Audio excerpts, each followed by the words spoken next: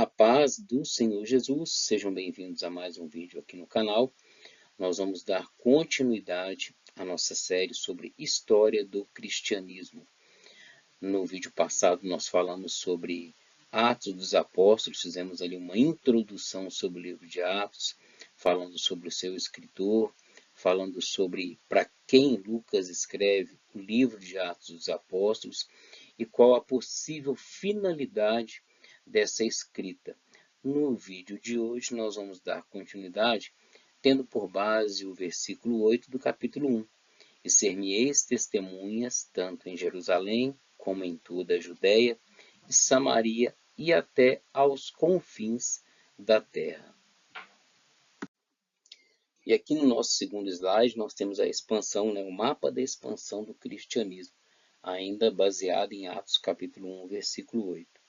Então nós temos o mapinha aqui, Jerusalém, a mensagem ministrada em Jerusalém, Judéia, posteriormente Samaria, e vai alcançar os confins da terra. Lembrando que Jesus, quando ele exercia ainda o seu ministério juntamente com seus discípulos, ele já inicia essa evangelização em Jerusalém, na Judéia, Samaria, mas ainda assim ele ordena os seus discípulos que deem continuidade a esse propósito antes de partir para os confins da terra. Então aqui nesse mapa, Jerusalém e Judéia, a missão começa perto. Nós temos aqui o ministério terreno de Jesus. Jesus nasceu, viveu, ensinou, morreu e ressuscitou. Talvez na sua tela vai estar muito pequenininha a letra, ficou muito pequena. Nós vamos lendo aqui, você vai se situando aí. Ensinou nas sinagogas e no templo, então Jesus está exercendo ali o trabalho de evangelização nesse território, Enviou seus discípulos para as cidades de Israel. Seus discípulos também têm essa responsabilidade, quando ele vai enviar os seus discípulos vão voltar contando, como foi. A igreja em Jerusalém, o Pentecostes do Espírito Santo de Deus derramado, tendo esse período ali de Jerusalém. Pedro prega, cerca de 3.000 almas se convertem, ali em Atos 2,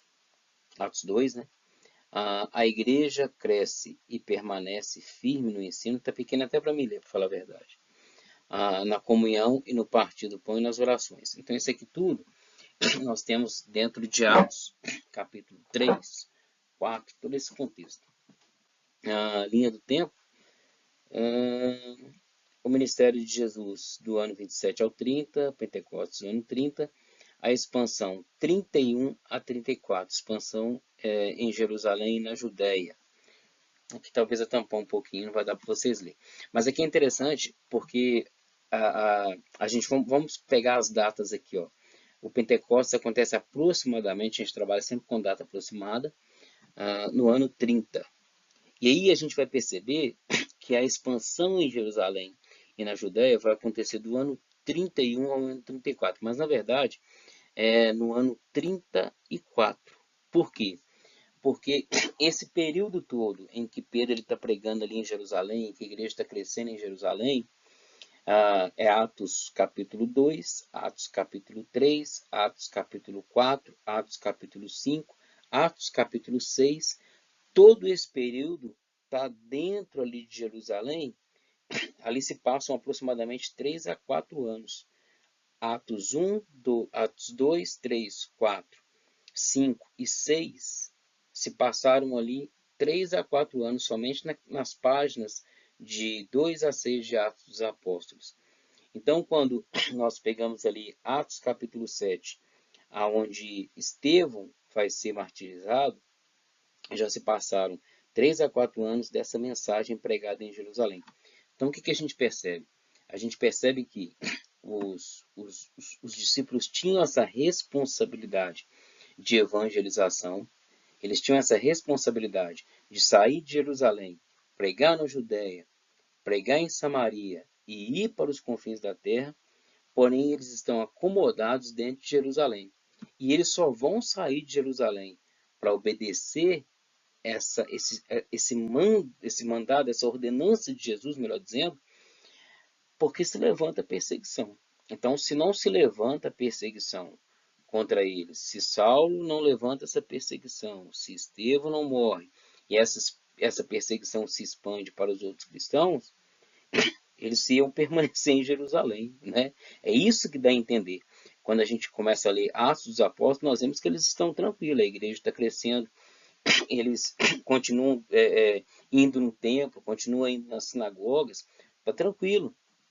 É quase um cristianismo judaico, né? Se a gente for analisar bem, para as nações circunvizinhas, vamos dizer assim, eles não tinham essa ideia de uma diferença do cristianismo para o judaísmo. Por quê? Na mente das pessoas que não pertenciam à linhagem dos judeus, era como se o cristianismo fosse apenas mais uma ramificação do judaísmo. O judaísmo não estava fragmentado nos tempos de Jesus, o judaísmo não tinha ali aquelas repartições. Por exemplo, havia o judaísmo do templo, que era o judaísmo dos saduceus, havia o judaísmo da sinagoga, que era o judaísmo dos fariseus, havia o judaísmo dos essênios, que era o judaísmo dos montes, né, daquelas pessoas que procuravam se retirar, viver uma vida mais separada, uma vida mais contemplativa, vamos dizer assim, e havia o judaísmo dos zelotes, que eram aqueles que eram os rebeldes, vamos dizer assim, que queriam esperavam um Messias guerreiro, que iria pegar em espadas para guerrear contra os romanos, para libertar eles do regime dos romanos ali. Então, o judaísmo já estava fragmentado. Então, para as pessoas que eram de fora da linhagem judaica, o que eles entendiam? Que o cristianismo era somente mais uma ramificação desse mesmo judaísmo. Eles não entendiam que era uma mensagem diferente. Tá? Então, essa ordem de Jesus para que o evangelho saísse de Jerusalém e fosse para a Judéia e Samaria, só vai acontecer, ou seja, só acontece posteriormente por causa da perseguição que se levanta.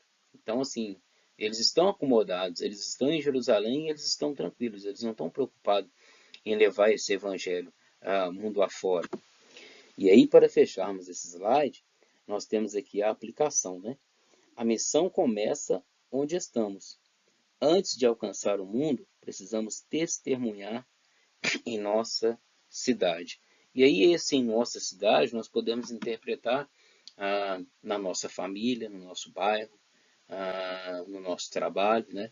Às vezes a gente se preocupa muito quando eu digo testemunhar, irmãos, nós temos que verdadeiramente procurar testemunhar do Evangelho de Jesus Cristo. E esse testemunhar é viver esse Evangelho em nós, não somente falar, não somente anunciar o Evangelho.